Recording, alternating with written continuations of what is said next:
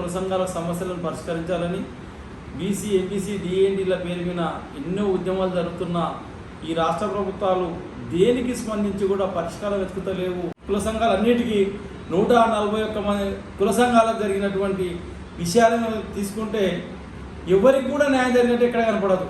మనం ఏ మంత్రిని కలిసినా పోతాం, ఒక తెల్ల మెమోరాండం తయారు చేస్తాం, అక్షరాలు అద్భుతంగా రాస్తాం, కానీ పరిష్కారం అయితే లేదు. విచిత్రం ఏంటంటే మనం ఎప్పుడైతే సమస్య ఎత్తుతామో ఆ సమస్య క్యాంటీగా అగ్రకులకు ఒక 10 వస్తుంది.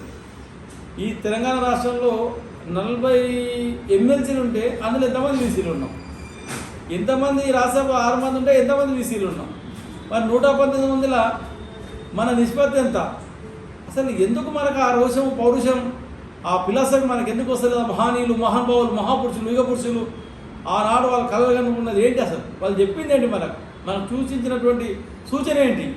అంబేద్కర్ గారు, నారాయణుడు, పెరియార్, కొమరవీరు, సావిత్రిబాయి పుల్లే వారసులం అని చెప్పుకునే మనం మన రిజర్వేషన్ రాకుండా, మనకు రాజ్యాధికారం లేకుండా అగ్రకులాలకు ఓట్లు వేయడం, వాళ్ళ చుట్టే మనం తిరగడం, ఈ 140 కులాలు చేస్తుంది ఏంటంటే అయ్యా పొద్దుగాలే సెక్రటరీ అసెంబ్లీ ఒక ఫోటో, ఒక మాట, ఒక ప్రేమ, మన డిమాండ్ మీద ఒక ప్రేమ ఇస్తాం, మన కులదైవం అంది అనుకుంటా మనకు చేసింది అటువంటి శూన్యం. ఇక ఈ మధ్యలో మనం చూస్తున్నాం. అసలు మనం అడుగుతుంది ఏంటి?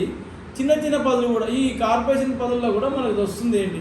అన్ని ఓసీలకి వస్తున్నాయి. అయినా మనం సపోర్ట్ కొడుతున్నాం. కుల సంఘాలకు ఇచ్చిన భూములు ఇంతవరకు భవనాలు కాలేదు, ఆత్మగౌరవం లేదు. అసలు ఆత్మగౌరవం అయితే భవనమే లేదు కదా, భవనంతో ఏం చేస్తాం? మనమే అంటాం ఆత్మగౌరవం కోసం భవనాలు అడిగినాం. ఇప్పటికి కూడా ఆ వేసిన ఉప్పలు కానీ, బగాయత్ కానీ, కొండాపూర్ కానీ, మాదాపూర్ కానీ ఏడ పడితే ఆడ భూములు ఇచ్చారు. ఆ భూములు ఒక్కటే కంప్లీట్ చేసేదా? కానీ వాళ్ళకు కావాల్సినటువంటి అన్ని గవర్నమెంట్ ఆఫీసెస్ కానీ అన్ని ఆఫీసులు కానీ కొన్ని గంటల్లో అవుతుంది. మొన్ననే కమ్మాలు దొరికిపోయారు, మేము కమ్మ సంఘం ఇచ్చేస్తామంటారు. రెడ్డిలకు ఆల్రెడీ 5 ఎకరాలు కడుతున్నారు. అసలు మనకి ఎందుకు అంత రోషం పౌరుషం లేదు.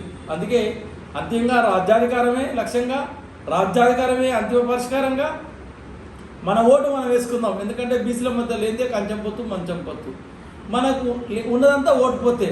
కంచెం పొత్తు లేదు, మంచం పొత్తు లేనప్పుడు ఏంటంటే ఓటు పోతానే మార్చుకుందాం, ఓటు మార్పిడి చేసుకుందాం. ఈ 119 నియోజకవర్గాలు ఎస్సీ ఎస్టీలను తీసేసుకుంటే మిగిలిన అన్ని సీట్ల బీసీల ఎందుకు ఎమ్మెల్యేలు కావాలేకపోతే మన ఆత్మగౌరవం ఏమవుతుంది? 17 ఎంపీల మన వాటా ఎంత, మన నిష్పత్తి ఎంత? అందుకే ఎవ్వరు కూడా ఏ నాయకుడు కూడా వచ్చి కట్టే పట్టుకొని మనకు ఓటేమని చెప్తున్నారు. కానీ మనమే ఈ కాంగ్రెస్ పార్టీ కానీ, బీజేపీ అని, టీఆర్ఎస్ అని రకరకాల పేరు మీద మన ఓటు నిలిపోయి ఎవరికి ఎక్కువ వస్తే వాళ్ళు గెలుస్తారు, వాళ్ళు వచ్చిందే అధికారం అంటున్నారు.